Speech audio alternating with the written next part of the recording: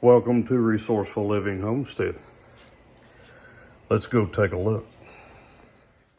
As you can see, I've got the rabbit hutch. Got a cover on the front of it to keep them from just getting blasted with the wind. I've been sick the last 2.5 days running 105 fever, but that doesn't stop chores.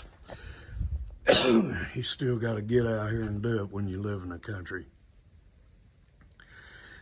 Kathy's out of town. She's having to work for the government down southern part of Arkansas, so we are holding down the fort.